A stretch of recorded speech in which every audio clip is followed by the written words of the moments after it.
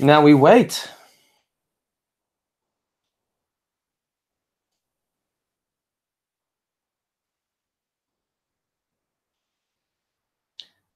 Now we play the waiting game. Hang on, I just realized that I started this live stream at probably like the worst time. Oh well, what time is it in the rest of the world? EST. Now. Oh, okay. Bit past midnight. What's going on? Hello, everybody. What is up? Yeah, so I had a coffee, and I've mentioned this before, but I'm very sensitive to caffeine, and now I just feel like chatting away. So I'm like, you know what?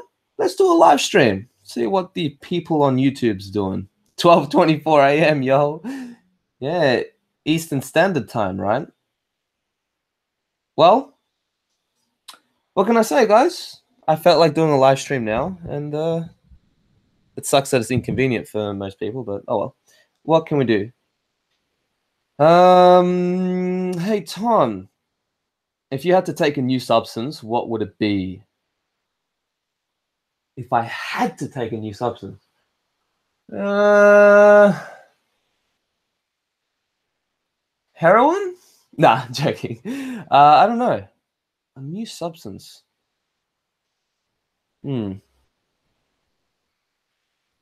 Maybe something like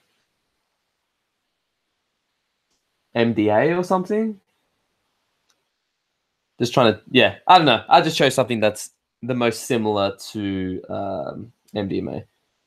Hang on, I'm going to see her right after work tonight. Tomorrow onwards, bro. Okay. Excuse me. Just saw your podcast with Adam. Good shit. It is good shit, huh? I've just been, fuck, it took me ages to finally post that up, eh? I'm just trying to think now, what date is it? 7th of April. I got back like end of Feb. Yeah, so it took me over a month to finally post that.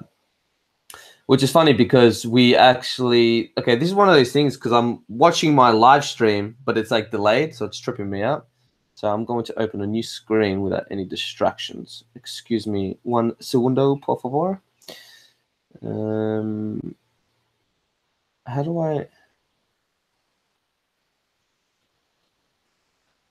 I just look at the chat? Excuse me 1 second. I will answer your questions momentarily. We're just having some technical difficulties at the moment. Boop. I wish I can just put a screen right now.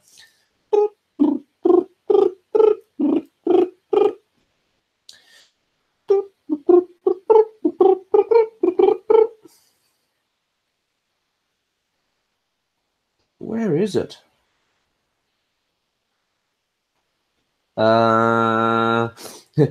We're losing them, Tom. Quick! I'm trying. I'm just trying to like open the chat room from like just a separate screen in and of itself. No, that just went back into the thing. Fuck it. I'll just have to deal. What are we talking about? What are you talking about? Jared Lynch asks, Jordan Peterson or Sam Harris? I tend to agree more with Jordan Peterson, even though I do respect both of these guys. But Jordan Peterson, to me, it seems like he has like a bigger picture perspective on life, whereas Sam Harris is more of a materialistic atheist type. And there's nothing wrong with that. I don't vibe with that. And I also believe in free will, which Sam Harris does not. But like Christopher Hitchens says, of course I believe in free will. I have no choice. And that's fine. Maybe it is just a delusion I'm making up in my mind, but it is a more empowering belief system. I'm not going to get into it here. I actually just made a video on my thoughts on free will versus determinism. It will be posted here within the next couple of days. The video is done. All I have to do is the thumbnail, title, and all that jazz. But all in all, it's not as simple as this versus that. if you look at the law of polarity, there's always two sides of the coin. And even though they may seem like opposites, by nature, they're actually identical. They just differ in degrees. But in terms of like, I don't know, because I really like the way Sam Harris speaks as well, because by nature, I'm more of a logical person. So I don't know, my brain likes the way Sam Harris speaks, but and it sounds like really weird, but like my heart agrees more with Jordan Peterson, if that makes sense. Because I like how Jordan Peterson takes like good and evil and morality more serious, whereas a lot of people think it's just a human projection. Well, everything's a human projection. It doesn't mean that it's not worth talking about. Of course, there's fucking evil in the world. There's no such thing as evil, please. You just haven't looked far enough. I can tell you that right now. Because like, yeah, you can think, well, from a God perspective, yeah, but you're not God. That's where humans fall into this spiritual ego trap where they think it's like you can tap into God, you can become in unity with God, right? You're a fragment of God, but you're not God, like the big guy with the capital G. Right, amen. With what? With what I just said? What did I just say? About good and evil existing? Yeah, and I actually believe that morality is objective, and I'm just playing around with this. It's already an existing idea, but I'm playing around with articulating it myself, so I don't want to go too much into it here. But there are certain laws in nature, and if you abide by those laws, you will be in harmony and good things will happen. And if you go against certain laws of nature, you're going to get punished, and it's going to cause more suffering. So there are actually systems built within nature itself, within existence, that does kind of reward you if you do good things and punish you if you do bad things. So I do believe that morality is actually inherent in the universe. To some extent. I don't want to just say, it's objective, blah, blah, blah, because again, it's both. There's always two sides of the coin. You just got to meet somewhere in the middle and you will find the truth. Somewhat, or a version of the truth, because all truths are half-truths at the end of the day. Okay, message retracted. Why are you retracting your message, man? So that's what came up within your consciousness, and then you typed it out. Why are you taking it back? Tell me about duality. Duality, also known as the law of polarity, as I just stated, states that opposites are identical by nature, but different in degrees. Extremes meet, all paradoxes may be reconciled. That's from the Campbellian. It goes into like the 7 Hermetic principles. That's a long video. Tell me about duality. Jesus, that's like a 2-hour lecture.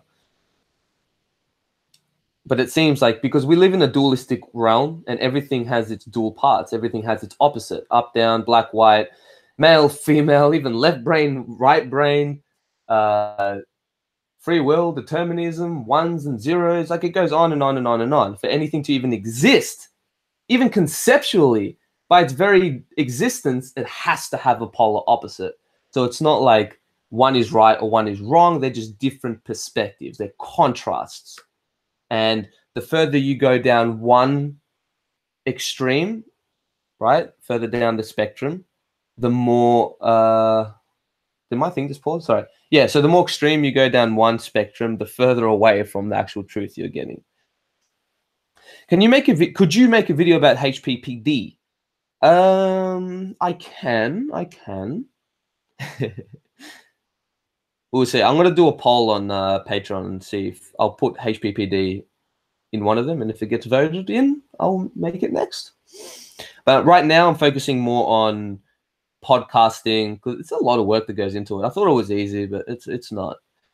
So I want to focus more on podcasting for the Your Mate Tom channel, and for the time that I do have to create YouTube videos, I want to focus more on raw spirituality. I do think HPPD is an important topic though, so I will definitely make something like that. For sure. What are your thoughts on microdosing DMT? Tried it today, brought me to my center. I'm not sure. The only thing about microdosing any psychedelic or any substance is that you don't know what the long-term repercussions are. You know, and then there's fuck all studies. So right now we know that, oh, if you microdose psilocybin, it helps with this, this, and this. You can reap the benefits from psychedelics without, you know, jumping into the abyss. But then what's going to happen 10 years time from now, having it every day? Is it going to have like severe adverse reactions? We don't know. I don't know. It's just, I'm just asking questions.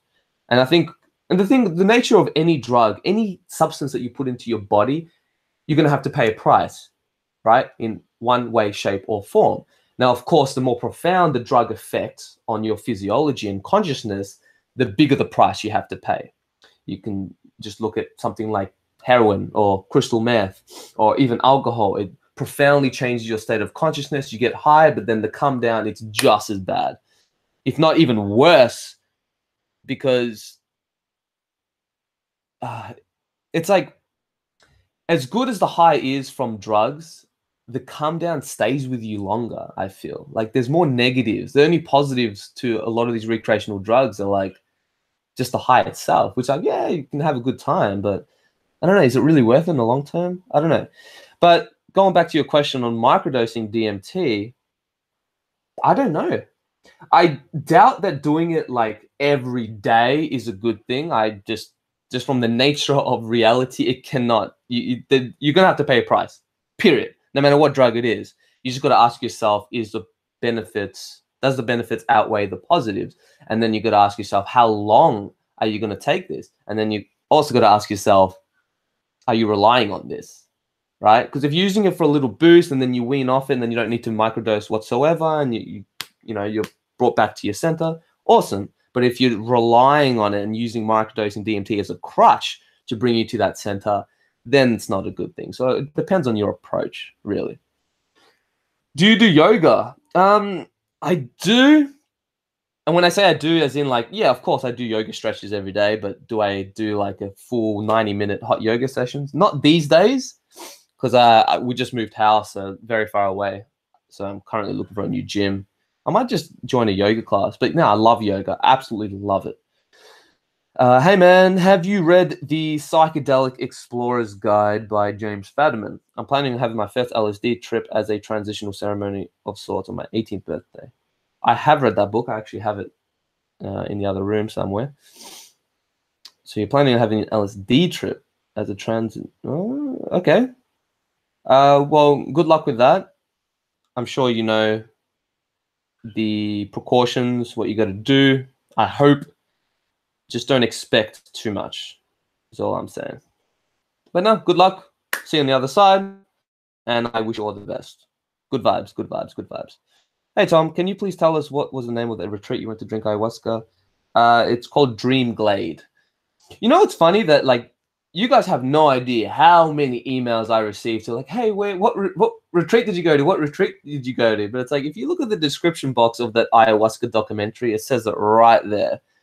So it's like, I understand that not everyone checks the description box, but at the same time, if you can go to the description box or go to my YouTube page, find my email, you know, go out of your way to type me an email, but then you can't read it. I don't know. It's just funny because a lot of people email me that. And the reason why I don't respond to most people is because that's like, I put it in the description box exactly for that reason. So people don't email me about it.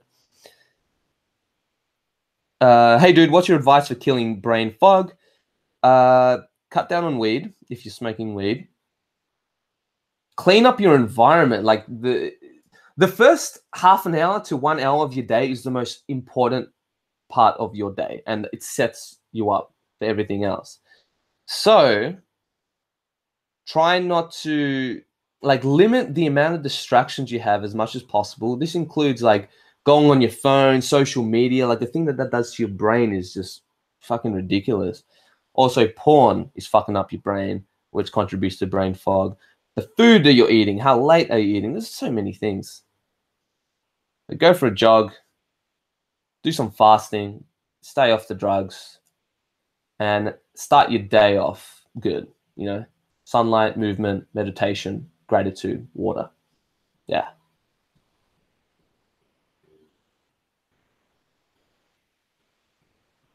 Okay.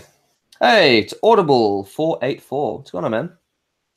Have you ever tripped at a music festival or any sort of very public place like that? I have. I have.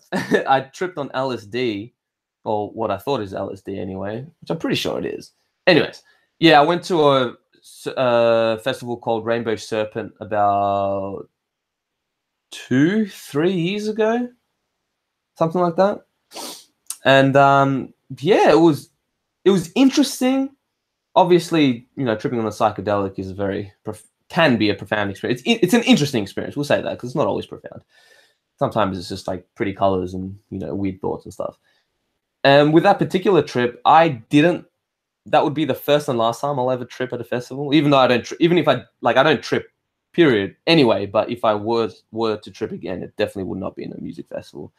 I don't know. I remember when I was coming down with LSD, I just saw like a lot of the darkness that underlied a lot of these festivals. Like this, from what I saw, this is not everybody, but a lot of people. You can clearly see that just go to festival to festival to festival just to get fucked up, to escape their lives, and take all the drugs under the planet. And this is not like, I'm not judging these people in any stretch of the imagination. I'm really not, because I understand this reality can be fucking hard, and some people get dealt a very bad hand. But I remember just tapping into that. I'm like, whoa, this is not as enlightening as I thought it was going to be.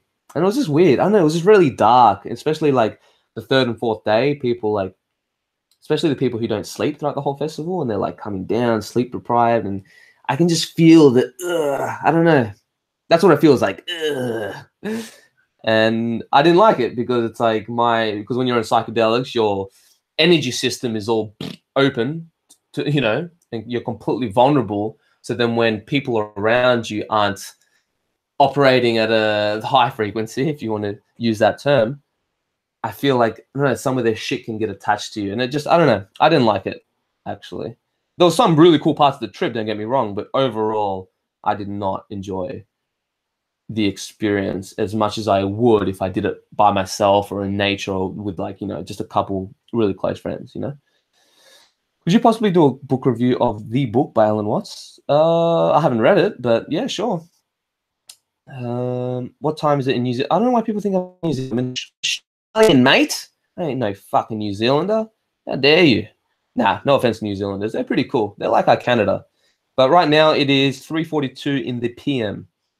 Yo, what's up, Audible? Love your videos. Yeah, dude, what's it called? The peyote documentary, dude, was fucking sick. Amazing. Mr. Quick, hey, what's going on? Hey, as Tom was talking about reliance on drugs, remind me of the reason why Leo from Actualize is struggling in his path is because he's adamant to prove that 5-MeO can enlighten you. Lol. Yeah, exactly.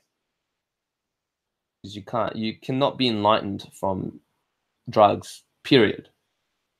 You can, I guess the thing is, when people have a glimpse of enlightenment, that is their version of enlightenment. Because sometimes you don't know. I think enlightenment, and yeah, the rich coming from the guy who isn't enlightened, but from my ignorant perspective, I think enlightenment is a lot more subtle, and it's not like an extreme state. I think it's just being it's just shedding off your ego, letting go, and being non-resistant to what is, and hopefully reaching that absolute stillness level. That's from what I can grasp anyway. I know exactly what you're saying. When I go to festivals, sometimes I get that vibe from the people, and it's awful. Yep. Exactly. And that was actually the first and last proper music festival that I went to for that reason.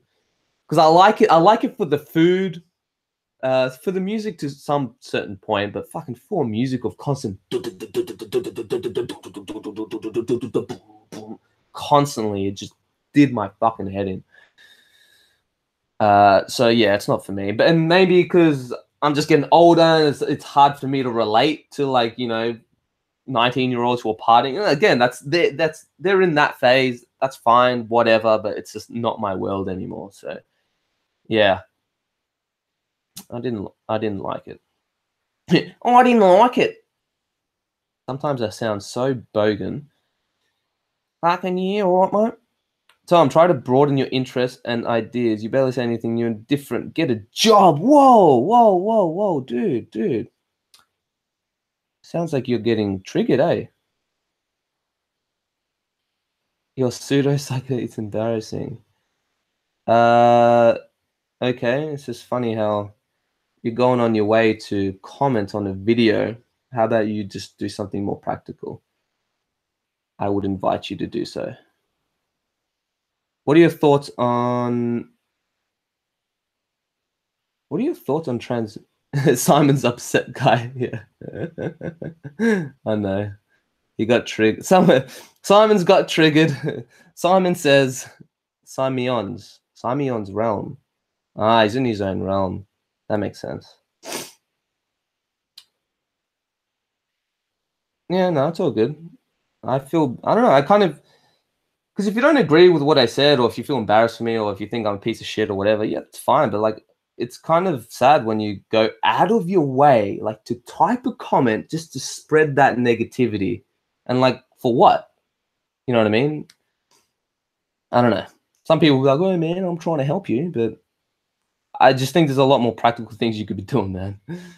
But I will pray for you. All the best. Oh. Complicated thought. Anyways, what was I going? Transhumanism. I haven't really gone into that. So I don't have much thoughts on that. Since I woke up from the illusion of life and blah, you know what I mean? I cannot longer talk with people like I used to. I hate the small talk bullshit, you know what I mean? Why is this? Yeah, I'm the same. And I think it gets harder as you get older, for sure. Especially the more you work on yourself and the more you grow, the more you learn, the more you open your perspective on things. You just have less tolerance for bullshit in your life. But you need to grow and to allow new things to come in your life. You have to make room for that by removing old shit. And it's just the way it is. And the most of society is just completely ignorant and don't care about that kind of stuff. So, oh, we know where your dislike on this video came from now. Guys, relax. Come on. It's all good. This is exactly what trolls want. They just want attention. They're like attention horse. You only see positive and negative. You only send positive messages. That guy attacking you for nothing. Well, not even positive. It's not even about positive or negative comments. It's just like if you got a constructive criticism to say, all right, cool, say it. I'm happy to hear. But when someone says something like "get a job," "you're embarrassing," you know, "fuck you," blah blah blah, I can already tell from the place that he's coming from because, like, let's say if I just completely quit this YouTube channel and I got a job at McDonald's, not that there's anything wrong with getting a job at McDonald's, but I just spent my whole life just working at McDonald's and not doing anything else with my life. That exact person who just criticized me from doing what I'm doing right now would never say something like, hey man, you should quit your job at McDonald's and, you know, do something that's more authentic to yourself. Like, you know what I mean? That person would never, ever, ever say that. And then you always got to look, like, if you follow someone's philosophy, you're following their lifestyle. Those kind of people never make something from their lives, ever, ever. Just from the very act of spreading that shit and trying to bring someone else down because he doesn't have the mindset to get to the place where he wants to get. So maybe he just sees me, maybe envy gets projected and, I don't know, he just gets upset. His panties in a twist. But you got to think, like, all the people that you look up to, let's say, I don't know, Tony Robbins or Jordan Peterson, like, do you think that they have the capacity to go online and troll someone because they don't like what they're saying? No, of course not. Otherwise, they wouldn't be as successful as they are. It just doesn't happen. So you just got to look at it that way. It's all good. Like, you can't take this kind of stuff personal. And if you do, that means that there's something that I haven't resolved in myself. That's what I always look for. Like, if I truly get upset, and like the only time I really get upset is just for the person, because it's like, man, you're just kind of shooting yourself in the foot. You know, it's like the empathetic side of myself. Yeah, good. Yeah, stop doing what you're doing. Get a job. It's like, no, that's why I worked my ass off to get to where I am today, is to not fucking get a job.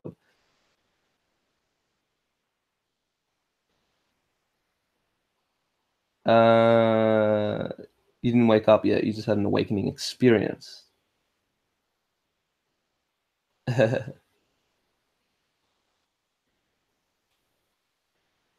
True. We must wish good things onto people like that. Really, all I read when I read things like that is that person is in pain somehow. I love you, Simon. Exactly. It's got to be like a genuine, like you really want love for them, not like, yeah, I send you love, but you're just saying it in a spiteful way. You know what I mean? There's like a difference. Yeah, man, those people are in the most pain. They need the most love. I truly feel bad for this guy.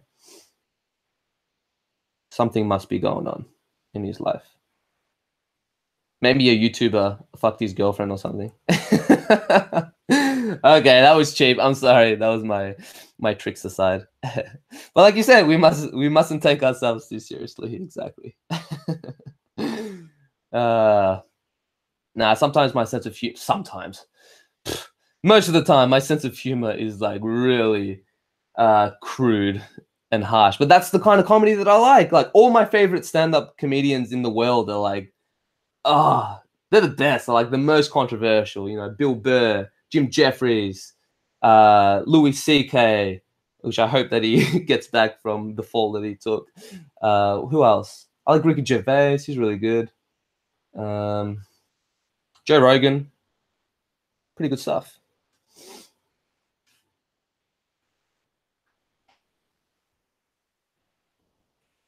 But yes, like you said, we mustn't take ourselves too seriously. Yeah. Like there's nothing that you can say that I haven't said about myself, really. You gotta look up the aristocrats joke. Yeah, it's the best. It gets so bad. I'm not even going to attempt to emulate that joke. But there is for those who haven't seen it, the guys, is it Peel and Teal, like those magician dudes? They made a documentary about the aristocrats joke. Check it out. It's hilarious. Especially, oh man, Bob Saget. He's a dirty motherfucker. Also, as a musician, what's your opinion on music and how it affects somebody undergoing an intense psychedelic experience? Is it a catalyst for an influx of creative ideas? Well, music is very, very powerful because, first of all, it works on the level of emotion. That's why it can actually catalyze profound states of consciousness. That's why everyone loves music, right? It's got that emotional charge. Plus, it's got the lyrics, which are spells in and of themselves. Like that's why, like, language controls our perception more than anything else. And with language, they have the power to cast spells. That's why it's called spelling. That's why a lot of people use, like, especially the Illuminati or the people in the higher forces, whatever you want to call them, use language to trap us. And with music, not only do you have the language, but you've got the emotional charge to really make it powerful. So, of course, in a psychedelic experience, you're that much more vulnerable to it that it's going to affect you even more so. But yeah.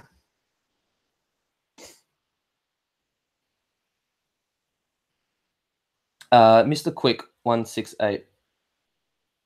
That egoic energy keeps you living in your mental bubbles, having feelings of seriousness and urgency of fear faces bubbles. These feelings are egoic energy. I don't recommend taking LSA. Fair enough.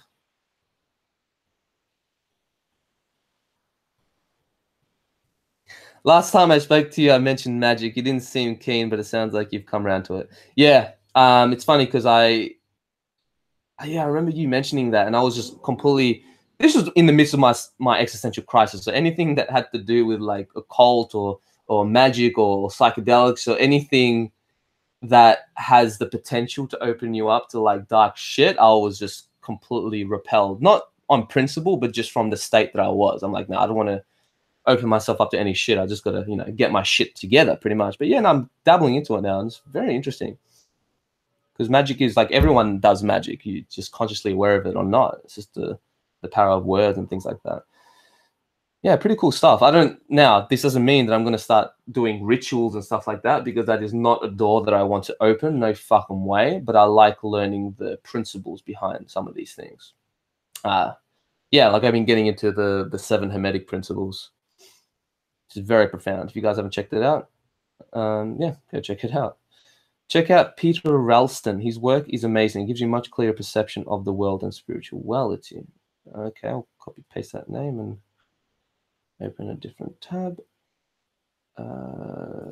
Excusez-moi.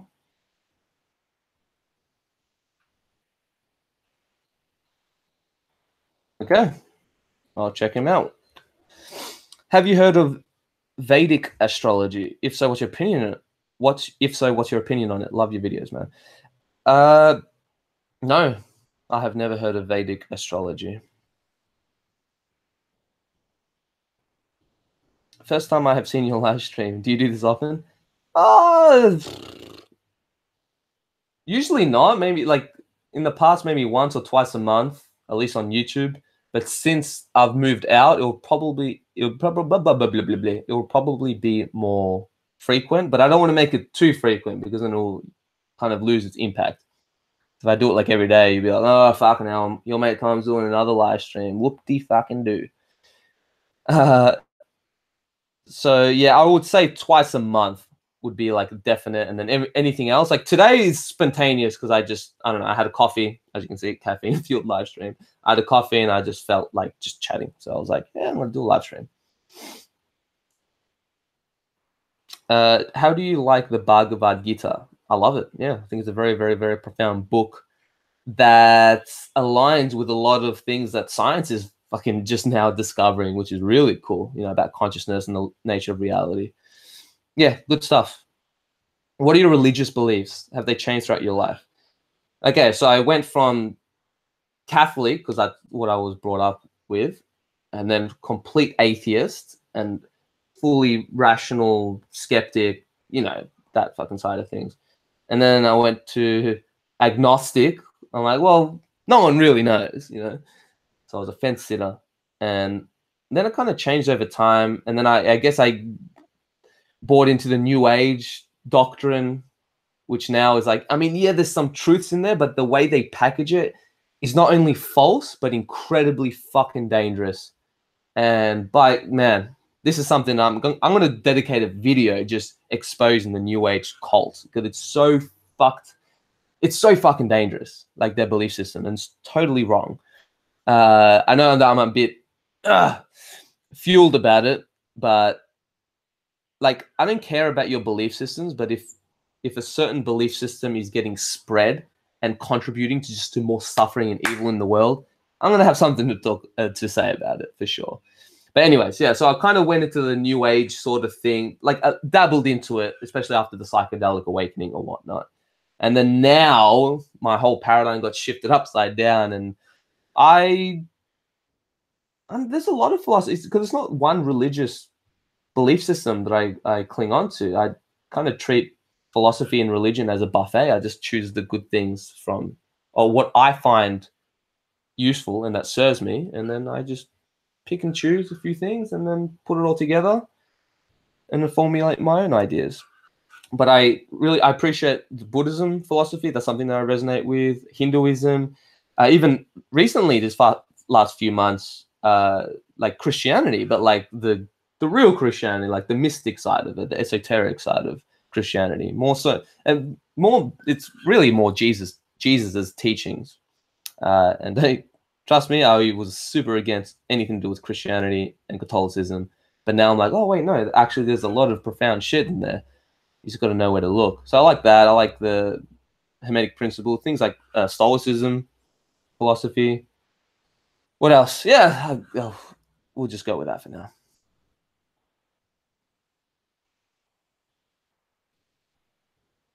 If there is a God or something spiritual, then our ego is a joke.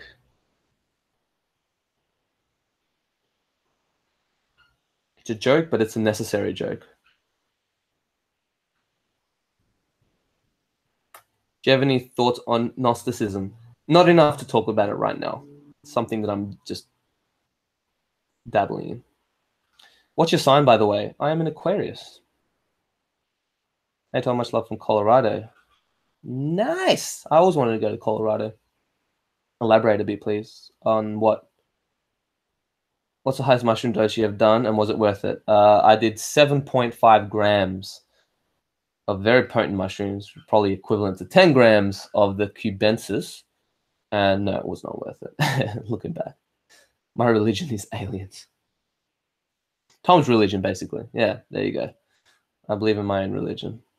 But there are consistent truths. That's what you got to look at. It's more the consistencies. Because a lot of these religions say the same thing, but just in different words, different perspectives. Because truth will always stand on its own ground, right? Meaning no matter how much time passes, what culture you're from, what religion you believe in, it's always going to go back to that truth. And that's what you got to look at. What's your thoughts on the hypothesis that DMT is one of the things that causes us to dream and or what is released when we die? I don't think it's just DMT, because like I think our body excretes many types of psychedelic compounds. DMT could just be one of them. But I don't think that you dying is going to be the same as smoking DMT, because I don't know. I think that DMT getting released in our body versus smoking an external substance of DMT are going to be two completely different experiences. You know, it's like eating weed versus smoking weed. But I don't know. When we dream, I don't think it's DMT though. Or maybe it is, but it's just very small amounts. Because obviously high dose DMT is like alien realms. And dreaming is like you're just playing around in your personal unconscious, because you're not going outside yourself. You're still within this bubble. So I think dreaming is something else. Now, when we die, again, could be something else entirely. I don't know. I haven't died yet. I'll let you know. Any advice for a couple moving into their first house at 18 and 19? Ooh, damn, it's pretty young. Just listen, step outside your own ego and listen. Where's somewhere you haven't traveled but would love to? I haven't traveled Europe, for one. I'd love to go there, go to Amsterdam, Spain, like Norway, Sweden, everywhere. No, seriously, everywhere. Africa, that would be pretty cool. See some lions and shit. Go to safari. But one country that I really, really want to go to is like the States, actually. I don't know. I know a lot of you Americans are like, "Oh, there's nothing here. It's shit or whatever." But I don't know. I still want to go. Sorry, elaborate on the dangers of the new age thing you were talking about. Unless you want to save that for a future video, it's all good.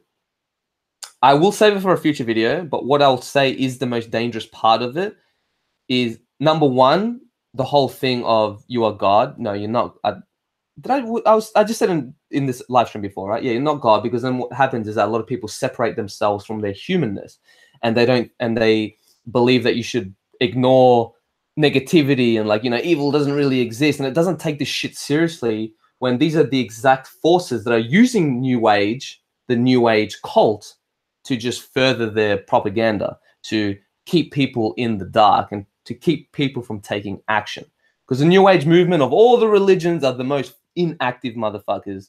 Because it's like, oh, it's all good. Oh, it's all law of attraction. Oh, it's, you know, as long as I do my yoga, meditation, and grow myself. But it's never like, I don't know. And they're also against many of, like, generally speaking, of course, they think that anger is a bad thing. Like, you know, oh, you're not spiritually enlightened if you get angry. It's like, no, anger is a very, very important emotion that humans have, because it's an energy, right, to get things going. It's like the fire to take action and do something. And there's a lot to be pissed off about in this world, and us just being all nice and peaceful, and, you know, just don't talk about the negativity and all this kind of shit. It just doesn't, I don't know, man. It just keeps people from doing nothing, and that's exactly what these people in power want. Because people don't know, a lot of Satanists have used the new age religion to further their agenda. Just look into it, and it's pretty fucked up. Yeah. And the more you ignore, and remember that inaction is a form of action. So the more you ignore a problem, the more you ignore evil, and you don't actually acknowledge that it's a fucking real thing. Evil is definitely a real thing. then you're just giving it more power. It's just going to grow and grow and grow and grow and grow. That's how shit happens. People don't do anything. Okay. It's a funny joke, necessary for a laugh. How do you manage trying to explain the experience that is only partly understood by the user? I don't. I just try. I just put a string of words together and hopefully that some people understand what I'm saying. It's worked for me so far. Also, have you ever tripped to another brick in the wall? If so, how do you think society is affecting natural evolution? I have not tripped to another brick in the wall, but I love that song though. But how do I think society is affecting natural evolution? Well, from technology for one. We're constantly sitting down, looking at our phone, fucking up our posture, which fucks up everything else. I don't know, there's many things. Society makes you feel that it's not okay to be sad or depressed or anything but happy, which of course, I'm not going to get into here. You guys know. You know. Would you recommend a solo acid trip to a 21-year-old stuck in a rut? No, I would not. It'd make it a lot worse. Who is your greatest influence? It kind of depends on different stages of my life. Like, you know, if you would have asked me like 5 years ago, 6 years ago, probably would have been Elliot Hollis, who made the biggest impact on my life and philosophy. And then, you know, if you asked me 1 year ago, or like 6 months ago, I would say, oh, Jordan Peterson, because that's what I was listening to, and it helped me get out of it helped a little bit getting out of the existential despair mode that I was in. But yeah, John Peterson, he's one. Arnold Schwarzenegger has been a massive influence. Like when I was a kid growing up, Arnold Schwarzenegger was my biggest influence. And then I went full circle and I'm like, oh, whoa, Arnold Schwarzenegger is more than just a Terminator and you know, this blockbuster action hero. He's a really intelligent, motivated dude. Like, damn. Yeah. There's a few. I really want to know, what is the street value of shrooms? In Australia, at least. I don't want to get ripped off, eh? I don't know. They're free, I guess. In my perspective, they're free because they grow everywhere. But I'm pretty sure a standard price would be like $10 a cap, something like that.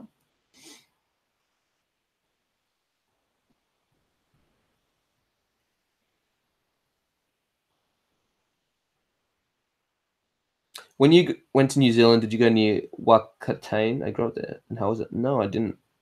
Or maybe I did, and I just didn't realize the name. Is that North or South Island? Hang on.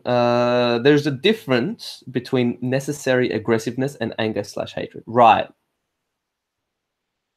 You're right. But you can still, because it's different. Anger can be used for positive things if it's channeled in the right way, if it's channeled towards something productive.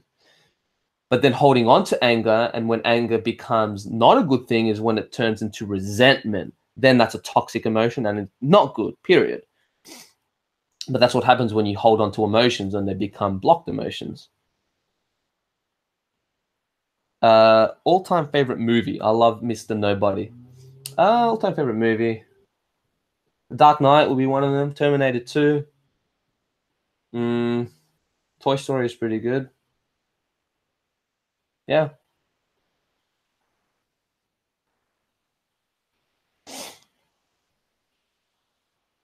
Yeah, I love Elliot's videos. Yeah, he's awesome. Trying to get him on a podcast.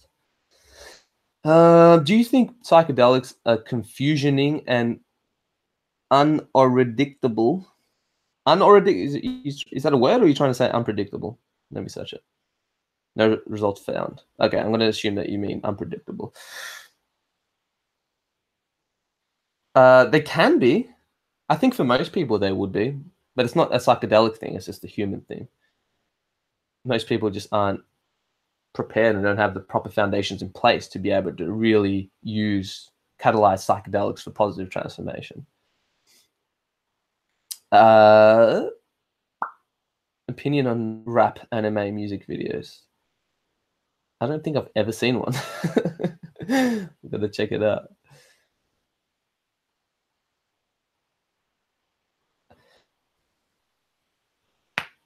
Oh, Excuse me. Oh. What can you say for someone who wants to try DMT as a psychedelic catalyst for personal philosophy? I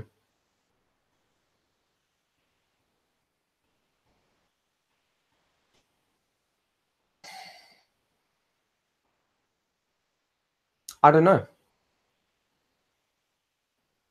DMT is a tough one. I feel like it's the most intangible psychedelic. So you're asking the wrong dude because I've never had a positive transformation from DMT. I've had positive and negative experiences at the time, but practically speaking, especially when I look back on hindsight, DMT has never really helped me in a practical sense. So yeah, again, asking the wrong person. It's just too chaotic and too full on in such a short period of time. It's really hard to bring something back, in my opinion. When are you going to start playing Fortnite on this channel? I don't know. I got to get a video game console first. I got a Switch. I don't know. Maybe I should just live stream a game one day. Any advice for keeping your egoic self aligned with one's higher self? Follow your heart. Check out if you've seen, yeah. So you've seen Elliot Holster's video. Go watch his video that's called "The Dangerous Journey of Following Your Heart." And that constant reminder every single day. That's a good one. It's very easy to get distracted in this life. Very, very easy. I feel like society makes us do stuff we don't want to, like getting jobs we don't like, college and blah, blah. How to cope with that. Oh, yeah, not to mention you got people like your mate Simon who like tries to drag everyone down because they hate their job or whatever. Yeah, it's fucking tough, man. Well, first of all, you got to be aligned with your true purpose, your true passion. And a book that I would recommend that you read is Mastery by Robert Greene. There's also an audiobook as well. And if you don't have Audible, you can sign up to a 30-day trial and get it. But this will tell you in a very practical way on how to like find your purpose and master what you're here to do. And you can look back when you're a child, in your childhood, of when you're just what you were into, and learn as many things as you possibly can. And you know when you're doing something, whether it's giving you energy and giving you inspiration or just draining your energy. Because if it's draining your energy and you don't really want to do it, then you shouldn't be doing that. But what was I going with this? Right. Read a lot. Just read books. Read people who are successful. You got to learn business. You know, read The 4-Hour Workweek by Tim Ferriss, Rich Dad, Poor Dad. All these things. Go to seminars. Like really put yourself outside your comfort zone. Things that you'd be like, oh, this is totally not me. That's exactly what you got to do. Like for me, it was very uncomfortable for me to go to, you know, self-development and business seminars where everyone's wearing suits because I was totally against that, but I did it anyway because it made me uncomfortable, because I didn't want to learn that shit. So I did. Do you know how many, man, most of my money, apart from traveling, has gone to like self-education, seminars, courses, online courses, things like this. This will help you learn as many shit as you can, and you'll know everything from every course that you do, from every person you'll meet. You'll just know you'll just know a little bit more about yourself. You know, do a personality test. That can tell you a lot about yourself and what your strengths are. Astrology, if you believe in that, that can help you too. I think there's something there. And the more you learn, that's what it goes down to, doesn't it? Know thyself. Know thyself. The more you know thyself, the more you know yourself, the easier it will become to be aligned with your purpose and to escape the rat race. So how to cope? Don't cope. Just do.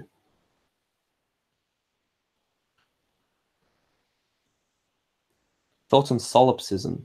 I'm searching it now. The view or theory that the self is all that can be known to exist. Oh, Jesus. I can already feel my mind going to really deep places with that just one question. No thoughts yet. Bro, this Nintendo Switch saved my sanity one time. Me and a couple other fellas had to stay with our friend during a psychotic break that occurred during an acid trip. Yeah, well, Nintendo, man. Nintendo's your friend. Is MDMA considered a psychedelic? And if it is, would it be good to start out with? I'm focused on growing as a person, but also want to have some fun, lol. Technically, it's not a psychedelic, but it's just as powerful as any other psychedelic. And yes, if I was to recommend any substance that has psychedelic effects, it would be MDMA without question. Without question. We were all really scared, but we were forced to try and stay stoic in the face of some really adverse stuff. And it got to the point where he was really tiring himself out. Yeah, it can be. That's why it's always good to have friends, especially when you lose your shit, because you don't know. You just lose your shit, completely lose control. Sometimes it helps just to have friends around. Like, hey guys, it's all going to be good. Relax. Let's go to a different room, especially transitions. That's what can help a lot. Like if someone's freaking out in one room and staying in one position, get them to stand up, to move, to step outside, change their environment and turn a bad trip to a good one like this. Has the potential anyway. My bad on the typo. Do you think the reason psychedelics take you to a new world is a way of telling us sometimes we just have to feel what to do and not to think about it? I don't know what the reason why psychedelics do anything that they do. Sometimes this can be the case, but psychedelics could have their own agenda.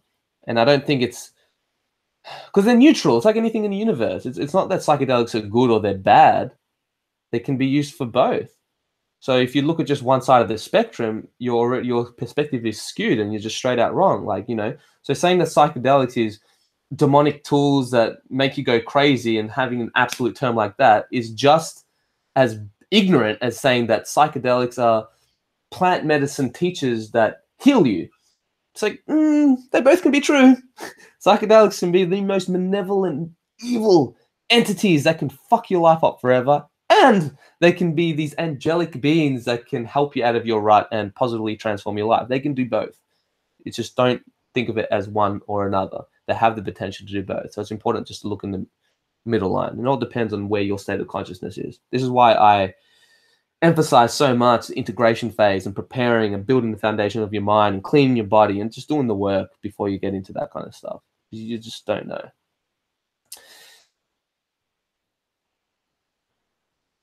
Went over by our tents, and I remember my friend jokingly said, if we die like men playing Mario Kart. It's a good way to go. Dude, you broke Tom again. What, did I freeze? Oh, right. The solipsism is going to be on mind again. Yeah, I got to look at that. Solipsism. The self is all that can be known to exist. Oof, Jesus. I don't even know if I want to get into that. Things turned out okay, though. He came back down with no recollection of having taken off his pants, running around, vomiting, and lying in a stream. Damn. This guy proper lost his shit.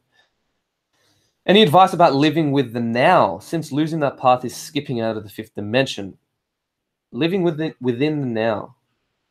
Just got to practice your mindfulness. It's like a muscle. Right? The more you meditate, the more you practice mindfulness, the more you really feel into the present moment and not entertain this monkey mind, then the longer you will be able to stay in presence, right? I'm still on my way. Gratitude, actually. Gratitude really helps. That's the best. That's something that it's my most practice, like my most, what do you call it? Like it's the spiritual practice that I do the most. It's actually just gratitude. I count my blessings every day. One of those people, I think I just say thank you like 50 times a day. Greetings from Chile, Central Illinois at 1 a.m. Will you miss the positive effects from a good psychedelic trip? If you had one more substance to experience with no bad effects possible, what would it be? Okay. I don't miss the positive effects, just only because the negatives just far outweighed any positives that I gained, like on an experiential level. You know what I mean? Like I've had beautiful oneness, mystical experiences that I'll never forget, but the negative experience that I've had completely trumped that. Like, so my recollection of psychedelics has more of a negative taint to it. And of course, practically speaking, I can see like, oh no, it helped me with this, and this. That's fine. It's just like I said, this bad trip that I had was just on a whole other scope to any positive that I had. But if I had to choose one more substance with no bad effects, okay, that's a more interesting question, because someone asked me before if I had to choose a substance, what would it be? With no bad effects, San Pedro. Yeah. Why do people sometimes get naked while tripping? Because we realize that these clothes are ridiculous, and we're born naked, and it feels so good to just be in your own skin.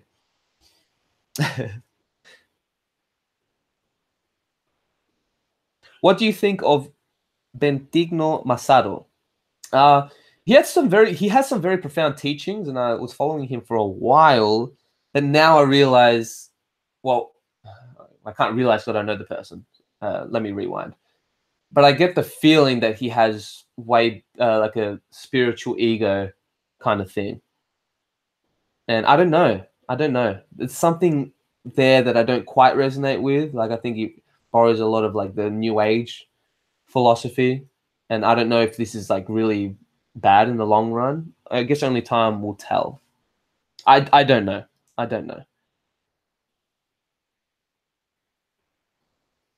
But I get kind of weary when teachers don't kind of acknowledge true evil and the shadow and all the fucked up aspects of ourselves. You know, it's really important to acknowledge it and to integrate it versus just talking about the positives. It's going to be a balance. Do you have coca tea often? Just wondering, as I've recently bought some in Mel. Where'd you get some? If you can hook me up, that'd be great. Do I have coca tea? Not coca. I just chill. I have the powder, and I just have a teaspoon, put a bit of baking soda, but maybe like once a week. Just depends. I haven't had some today, but yeah, I love it. It's good stuff. If you could tell your childhood self one thing that you know now, what would it be?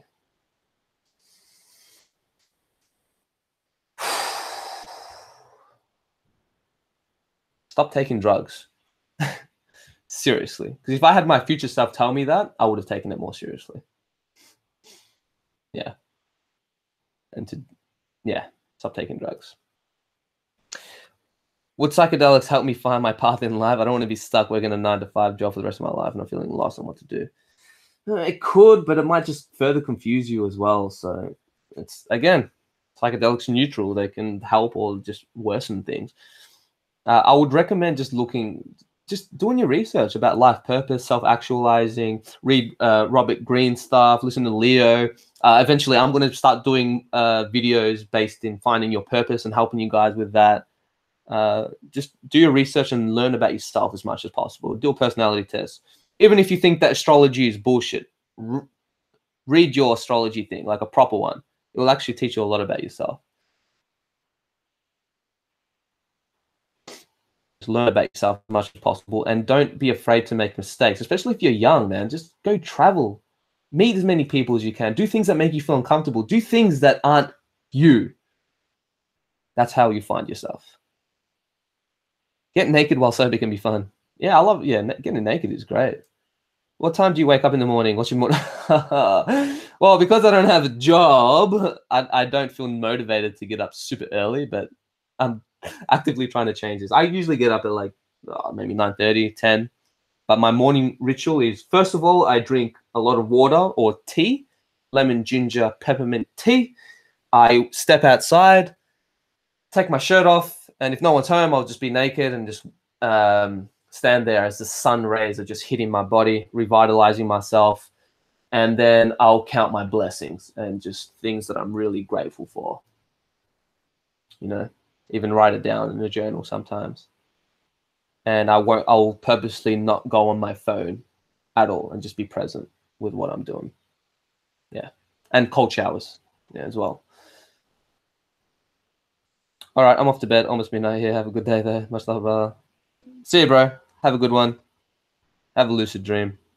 What do you think is too much psychedelic use? Integration is important to really get the most out of these experiences. It's hard to know when it starts to become recreational, not beneficial.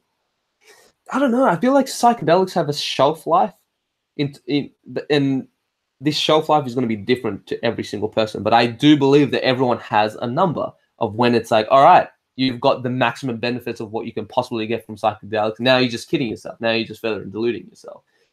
I don't know what that number is for you, Some person could just be one trip and it's like, oh, okay, I get it. Sweet. I know what to do.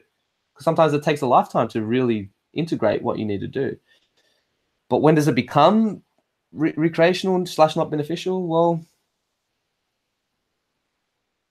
I think if you start getting the same lessons and insights of what you need to do, and then you're like, oh yeah, I know I need to do this, but I don't know, it's too much fear.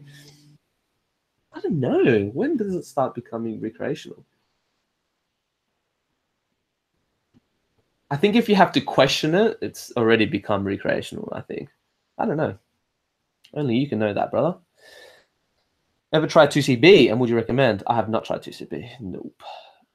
Do you admit that the possibility that there might not be anything spiritual or supernatural in life? Then that depends on your definition of spiritual or supernatural. You know, I think that this laptop that I'm looking at is fucking supernatural, magical, and super spiritual. I think that even having a human body and being able to have the experience of sex, you know, or listening to music or playing the guitar or speaking language, all of this to me is very fucking spiritual, and the proof is in the pudding. So I don't admit the possibility of that not being spiritual.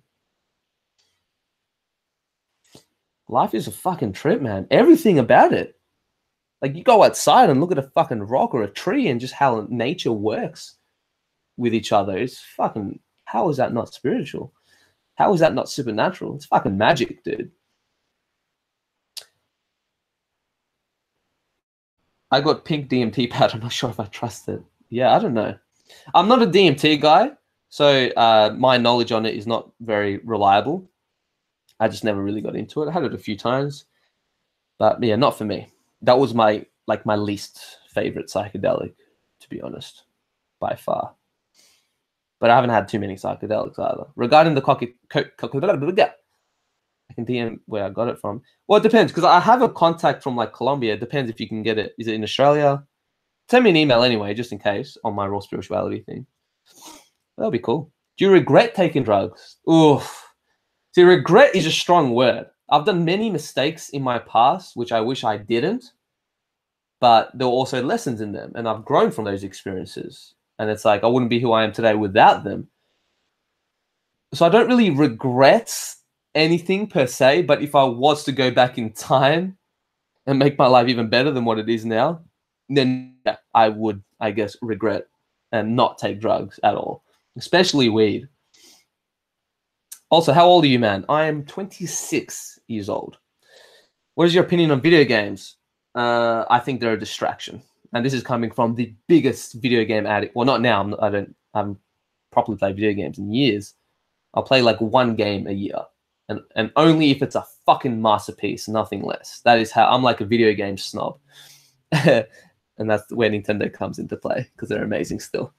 But I think that most of all, they're a distraction. Mostly. Yeah, we'll just stick with that. Especially, and I think violent video games just program your mind in not a good way either.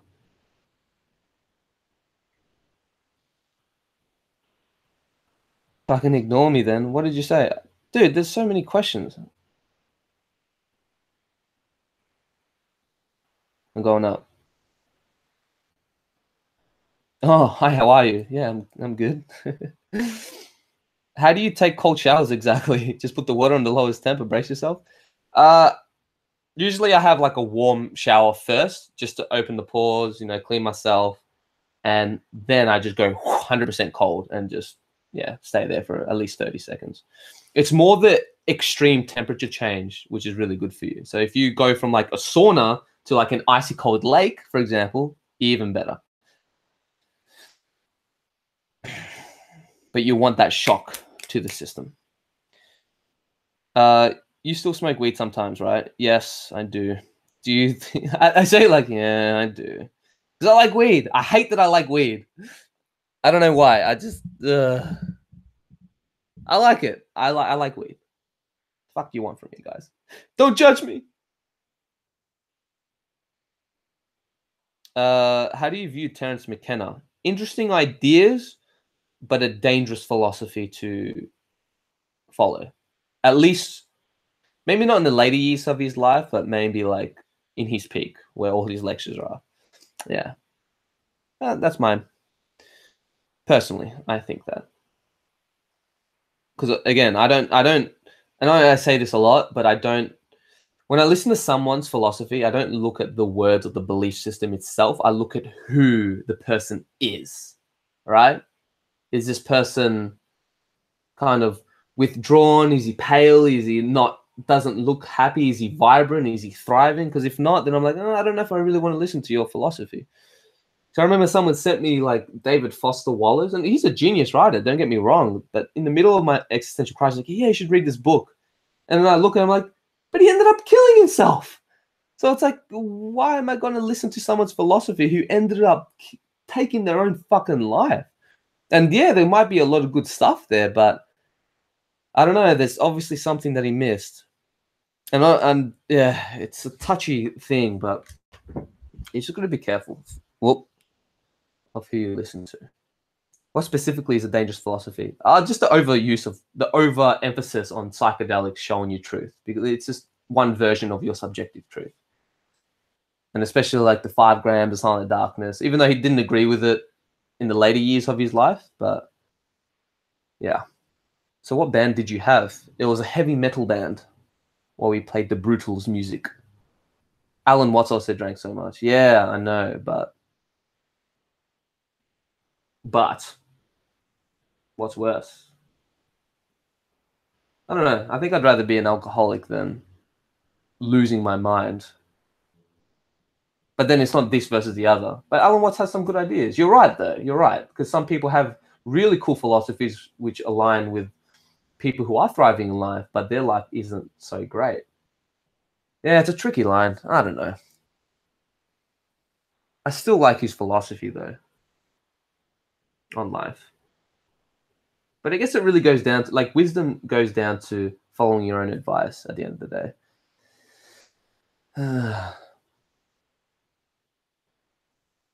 But everyone has their problems. I guess you just got to pick and choose your battles. Going back to video games. You mentioned that violent ones program the mind. Can you expand on that? Do you mean that games that include fighting either leads to more violent society? Man, I absolutely hated with a passion when people used to say like violent video games are bad for you in any way, shape, or form, but I would emotionally react. But then again, that was the violence because I was playing so many fucking video games. But I think, let's say if you're in a simulation and you're constantly murdering people, constantly, surely that's got to be something with, like, your subconscious mind doesn't distinguish that from reality. So it has to be not good for you. I just can't imagine playing violent video games, especially like war games, even though they're the most fun. I just don't think that can be good for you. This doesn't mean that never play video games. It's more like if you play it all the time. Now, fighting games, no, I think fighting is a little bit different. I like to think so, because it's like martial art and it's got its own philosophy and shit. Whereas I think war is different to, like, I don't know, let's say Call of Duty versus Street Fighter. Call of Duty is, the whole concept of war is so fucking corrupt and fucked up, and I just don't see morality over there. I love Halo. I love Halo too, man. You think I like saying this? I love video games. I do. It's like my favorite thing in life. But I'm just careful now. See, now when I play video games, it's like Mario Kart or Super Mario games or Zelda, things like this, where it has like a deep story and like rich symbolism and something that I can learn from, but not necessarily, yeah, ultra violent games. And then you can look at video games as, oh, but it's good for your cognition and this and that. But yeah, so with cigarettes, it doesn't make it good for you. But well, it goes down to moderation, I suppose. So don't think I'm shitting on video games, because I love video games. I do. Halo story is pretty rad and deep, though. Yeah, it is. It is a pretty deep story. It's just the killing. Like, I'm not personally against it. I'm just like logically thinking about the process of being in a simulation where you're controlling an avatar and murdering other people. I can't see how that's a good thing. That's all I'm saying. I'm just like logically thinking about this stuff. It's not like a moral, like, you shouldn't play video games. I like video games. And you're right. Halo has a really deep story, and it's really cool. And maybe Halo isn't as bad because it's fantasy versus Call of Duty. You know, where it's like war. I remember I'm gonna make a video. I don't know if it should be on. Actually, comment below what you guys think. But I want to tell a story. I'm not gonna say it here because I want to say it for a video of the time that I was this close of joining the army. I did the aptitude test, went to the thing, was about to do my medical test and everything.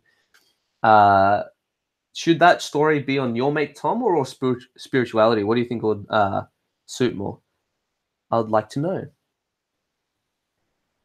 But I think part of me wanted to join the army was just my obsession with fucking video games as well. Because I thought it was cool. Luckily, I didn't though. And I guess that's where weed saved me. Thanks for all your content. I really respect you, man. Don't know if you missed my comment or didn't want to respond to it. So have you looked into Mormon theology? If so, what are your thoughts? Okay. Mormon theology. I haven't really... my knowledge on Mormonism is from South Park. So I don't know a whole lot. And again, I guess I'm sure there's core nuggets of truth, which are really good. I just haven't delved deep into it. I'm just in more of my occult knowledge at the moment.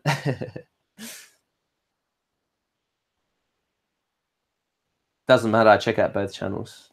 Oh yeah, I know that it doesn't matter what channel you guys watch it anyway, but just out of like a branding thing. Like, does it make sense? Like, is it out of place to put in Your Mate Tom? I don't know. This is what happens when you split channels. I should have just kept it with one. Oh well, I've gone this far. But maybe, who knows, if Your Mate Tom ever gets deleted, maybe this channel could be my saving grace. I'm still waiting for this channel to be monetized though. Can you believe it? YouTube still hasn't monetized this motherfucker. I easily addict to role-playing games like Skyrim, playing old school RuneScape. Yeah, I know I'm a junkie, but the means of death are so sweet. Yeah, I was really into role-playing games. Skyrim, Diablo, I was super addicted to that. Gears of War was my favorite game of all time. Write a book? Oh, don't you worry, I will. When the time comes. I'm just still... I think if I was to write a book, I'm leaning towards more... something to do with existentialism. Like my story of... like a brief... because I hate people making autobiographies when they're like 26 like me, so it's not going to be that. But just like a... maybe go into psychedelics, how I got into that fucking hole, but in really deep... in a lot of details, because there's a lot that I missed out, which I can put in a book. And then the process of being in that existential pit and then transcending it, and then all the philosophies that I've learned and made it go full circle. I think that will be... what do you guys think of that as a book idea?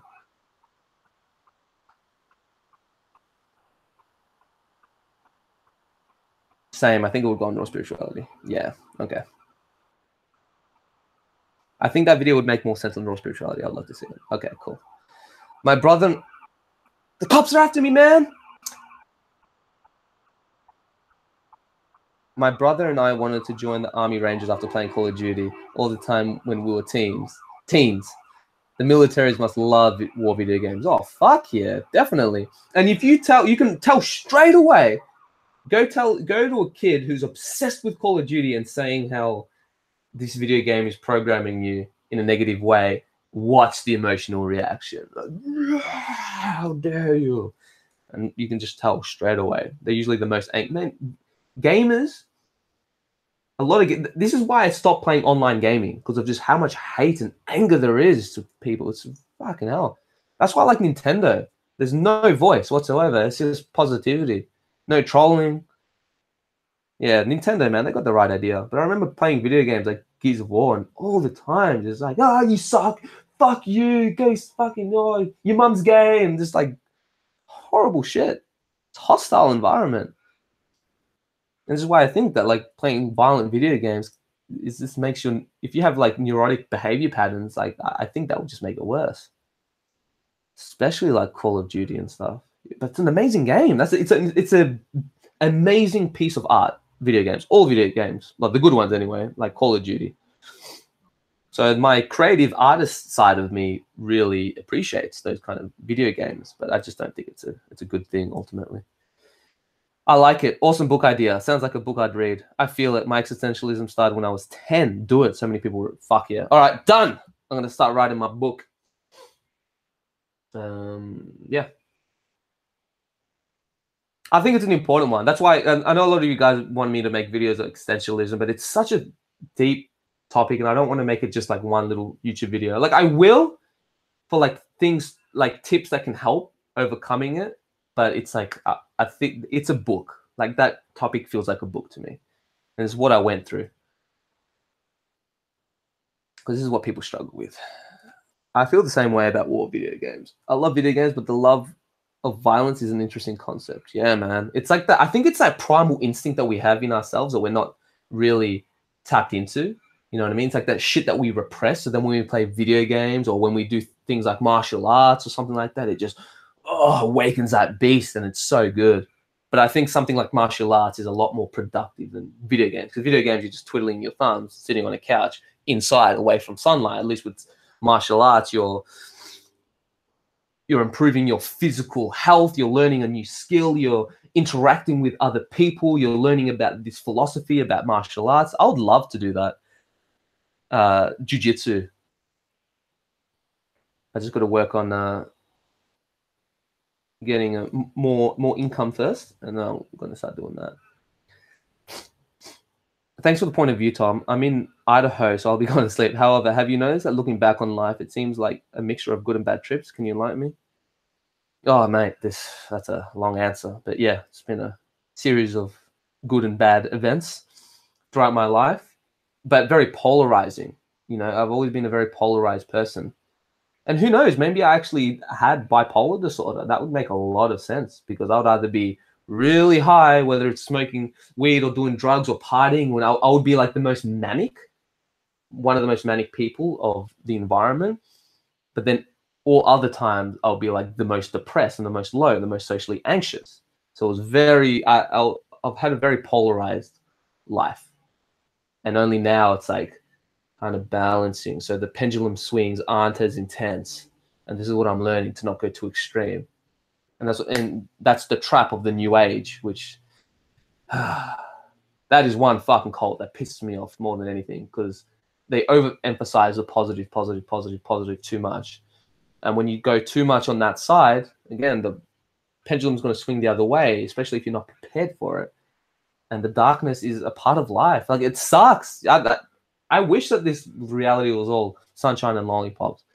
But there's a lot of dark shit. Like, a lot of dark shit that people have no idea about. Even the people who are aware that there are a lot of dark forces in this society, they have no idea. There's a lot of sick, like satanic, fucked up shit going on.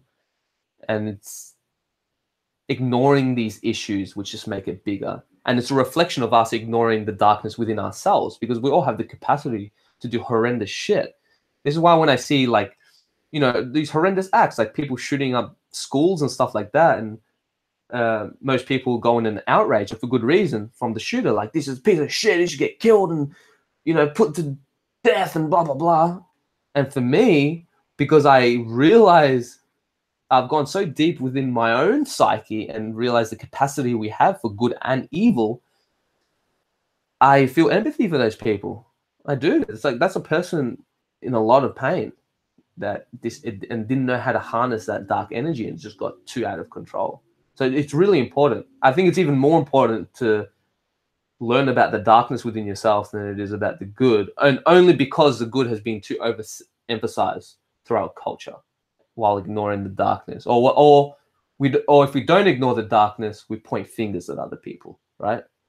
But when you point a finger at someone, you got 3 fingers pointing back at yourself. So you got to look at that.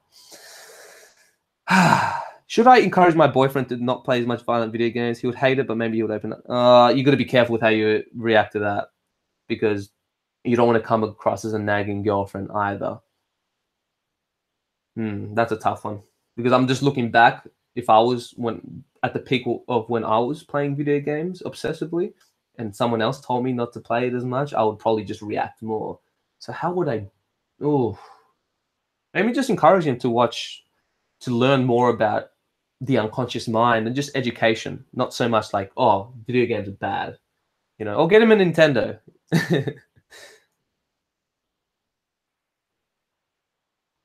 Army video should go on this channel. What's the most impactful thing you've learned from Jordan Peterson? We need more people like him. P.S. I lovingly invite you to look into Mormonism. Okay, I will. Why not? I mean, look what happened when I rejected Christianity this whole time. Not good things.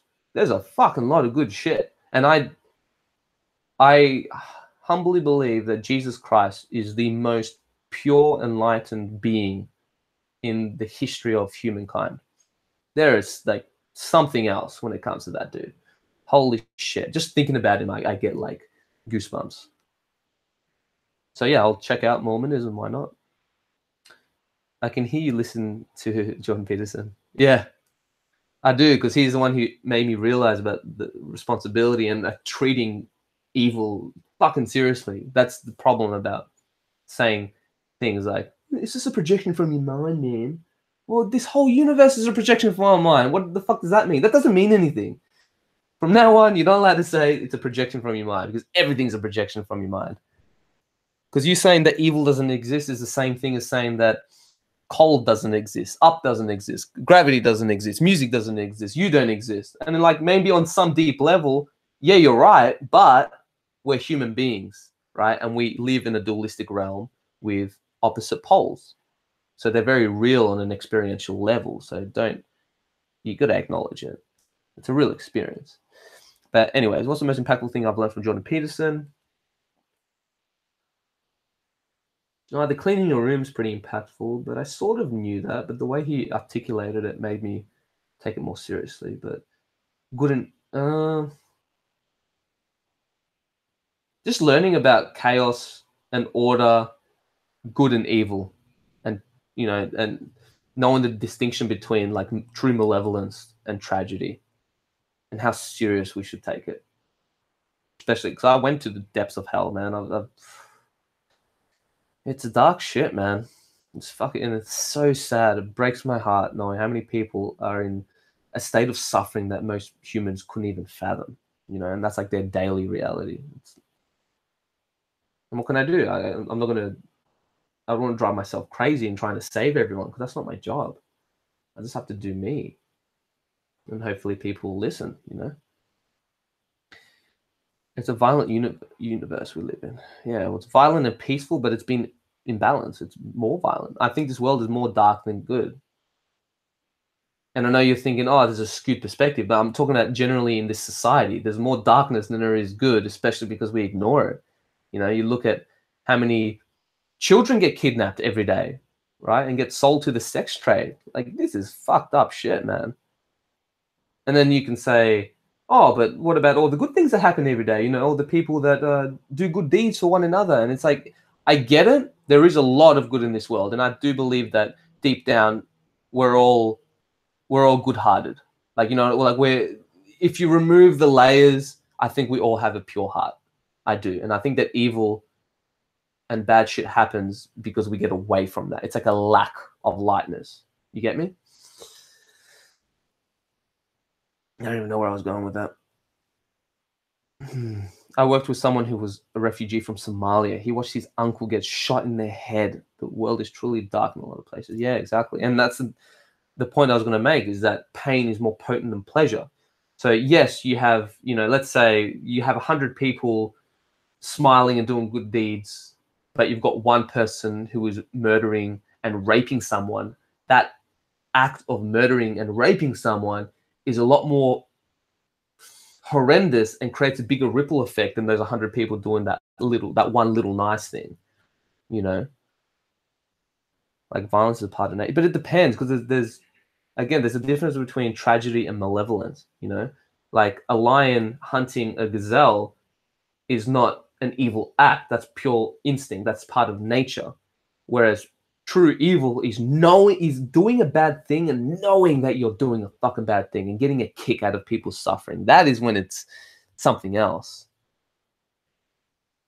And like, yeah, you're right. It's part of nature, but I feel like humans can transcend that. to a certain degree, you know? And just because violence is a part of nature, again, there are some parts of the world where really, really, really dark shit happens, right? There are occult Satanists doing dark magic rituals and keeping everyone in the dark, and, you know, this pedophile fucking thing that's going on. Like, that's fucked up, man. That's something that just angers me so much. It's like when you take a little kid's livelihood, you know, from such a young age. But anyways, well, let's move on to a more positive note. Not asking if you believe it, but what do you think of Terence's novelty theory, especially when you add morphic resonance? Really, I don't know enough about it to comment, Brett, so I apologize. I know how that feels, feeling empathy for everyone equally. For what it's worth, I send you my blessing, good vibes, Young Chains. Thanks, man. Yeah, good vibes. All the love for all you guys, seriously. You guys are awesome. Do you keep up to date with like news story and shit? No, definitely not. No, it's a distraction, and it's polarized. The media is always polarized, and just talking about the worst shit that's going on, and it's usually a distraction from what's really going on. So if I'm going to actively look for like horrible shit that's going on in the world, I better make sure that I'm going to do something about it, right? Whether it's using this channel to voice that or whatever. But right now, it's just not going to serve me. And I know that sounds selfish. It's like, oh, it's not going to serve me. It's like, oh yeah, all this fucked up shit, and people going through like these immense suffering, but it's not going to serve me. But at the same time, I'll be more useful to serving this world for positive change, filling my own cup and doing what I can do, you know, spreading more awareness. Hey, if you want to check out my band, we called Signs of Human Race. Most of the lyrics inspired by psychology. Well, send us a message when you do it. Because I know people say, like, check it out, and it's during a live stream, and then once it's over, I forget. So I have a question. My boyfriend tells everyone in my fam all of my stuff. I haven't told him I don't like it. What should I do? Tell him you don't like it. Gotta communicate that shit, man. I'm sure he'll be understanding. Just come from it in a, you know, in a way that he can understand you. Ella, try speaking to him about it. Yeah, exactly. That's it. People overcomplicate it. It's just, yeah, just share how you feel. That's the best way. Got to be honest up front. How do you stay motivated when it comes to working out and eating healthy? My girlfriend helps because she's a health freak at the moment. And also the dark place. I've had such horrendous visions of how my life could turn out in the darkness. And I never want to live that. So if I can do something as little as taking care of my physical vehicle, you know, helping me be more happy and serving my mission, then that's that motivates me enough. And it's not even that hard because like my workout routine is like, I like to work smart, not hard, meaning that even though I don't work out that many times a week, when I do it in such a way where it optimizes my workout session. And I'll, you know, for example, I'll most of the time go to a sauna after I do a workout session, because then that produces heat shock proteins, helps relax, stretch your muscles, and it just helps with the results a lot more. And then I eat. And I like feeling good, so. Doing so, I highly doubt things will go wrong. What's wrong? I took shrooms in grade 7 and I went crazy. Why do you think this happened? Yeah, your age, man. You don't know shit when you're grade 7. What are you, 12, 13? Yeah, this is way too young, man. Your brain just doesn't know what to do with that experience. I think there's equally bad and good, and one little nice thing can lead to plenty. I don't think darkness spreads as well as light. Yeah, you're right. But it depends on the act of the light as well. Because darkness is a absence of light, right? Like if you have a room of darkness and you have something as little as like a little candle lit, it's still, no matter how much darkness there is, it can't overpower it. So I'm not saying this is a bad thing. I'm just saying that like some horrendous acts just create such a massive ripple effect. But that's why we got to stay strong, you know. It's like, what else can we do? We just got to keep being nice to our brothers and sisters. You know, don't judge. Feel empathy. It's empathy. That's something that's just lacking so much. Thanks, man. I really feel like you won't regret it, especially with what I've heard you say about Jesus Christ. Also, what is some of your favorite artists? Check out King Gizzard and the Lizard Wizard. Yeah, Adam, Mr. Like Substance, his brother Ben sent me. He's like, dude, you got to check out King Gizzard and the Lizard Wizard. They're amazing. Fuck yeah. My favorite artists are Red Hot Chili Peppers. Has always been one of my favorites. I like Tank and the Bangers, Rat-a-Tat, Anderson .Paak, Rufus is pretty good. This is the stuff I'm listening to lately. It always changes. I like soundtracks, like the Inception soundtrack. That's pretty awesome. And Lord of the Rings. What are some conspiracy theories you know about or think we should check out? I don't.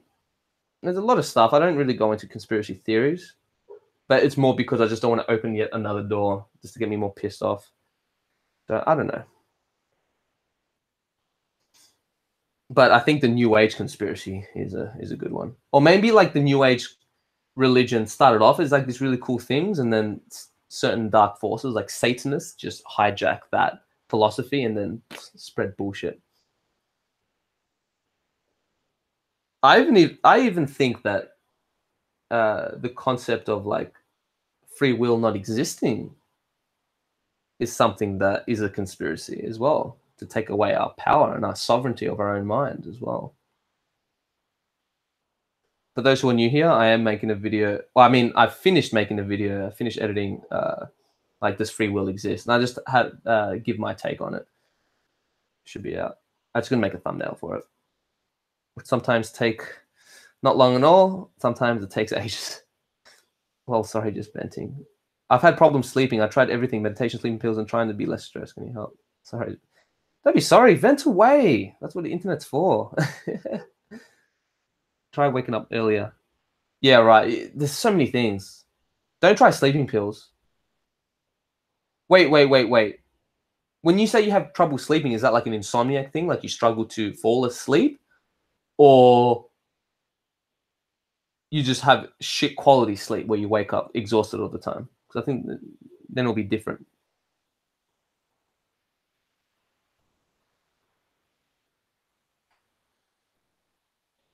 But yeah, fixing your circadian rhythm, meaning, yeah, getting up early. Like going to sleep when the sun sets and waking up when the sun rises. Then your body will be in harmony with. And I know that like me saying this because I don't go to sleep early and wake up early. But I'm trying, guys. I'm trying. I'm doing everything else. Insomnia, right? Oh, mate, you just asked the right person because I was an insomniac for like 10 years. One thing that could help you so much, which you have no idea, is like stop. First of all, stop eating past a certain time, like maybe 6 o'clock or when it gets dark. Don't eat at all. 2, stay away from blue light screens. So if you need to look at your phone, get a blue light filter. Just don't look at fluorescent lights, because as soon as that goes on, your melatonin production shuts down for like 2 hours, which is your sleeping hormone. So you want to get as much melatonin as possible. Maybe you can even get melatonin, like natural melatonin supplements. So that's one.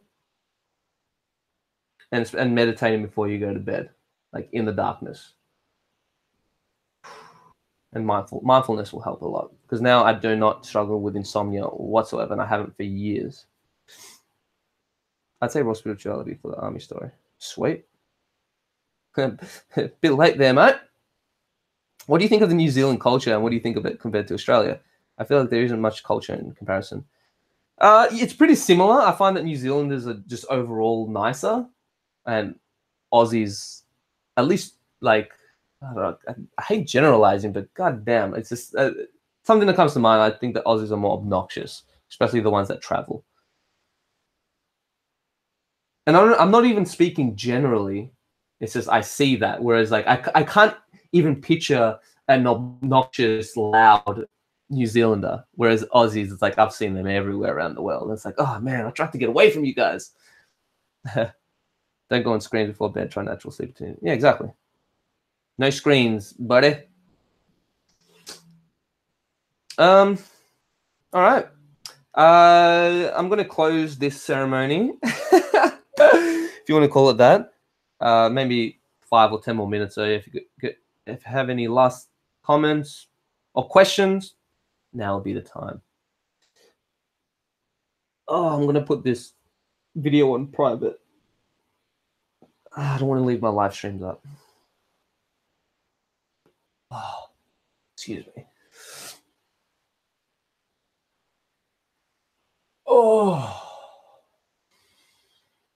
Do yoga before you go to bed. Get your blood flowing.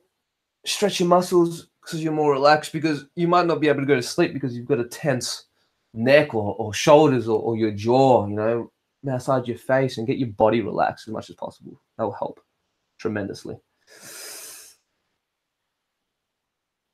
Ever read any H.P. Lovecraft?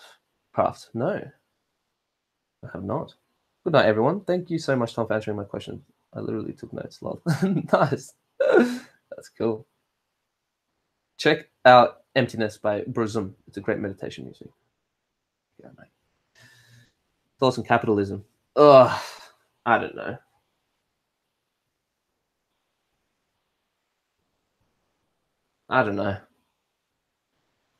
Parts of me love it, right? It's how I'm talking to you guys right now, and I've got a Mac and a mic, and I've got a guitar and a house and all this kind of stuff.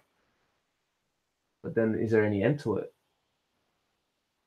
I don't know. I think just, not that I'm an expert, like what the fuck? I'm just a YouTuber in Australia, so don't take what I say so seriously. Don't take what anyone says so seriously, but I think the lack of empathy and taking morality seriously is a fucking big downfall of humanity. Which, like, slavery is still in place. So this is something that we've got to take care of.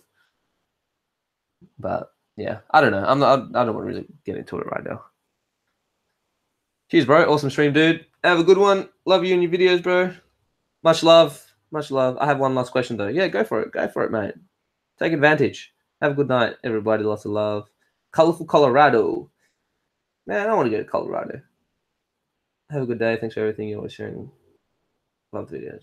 Also, commodities/products aren't a label of capitalism. They're a product of labor. You see, again, I don't fucking know. I'm just saying shit. This is something that I haven't... I think there are a lot of great people getting into politics and activism and stuff like that. I'm just going to stick with my philosophy and spirituality and personal growth and just stick to what I know. See, again, I just said something that was so ridiculous. It's like, dude, got nothing to do with that. I'm like, oh, see, I don't fucking know. That's why I don't talk about capitalism.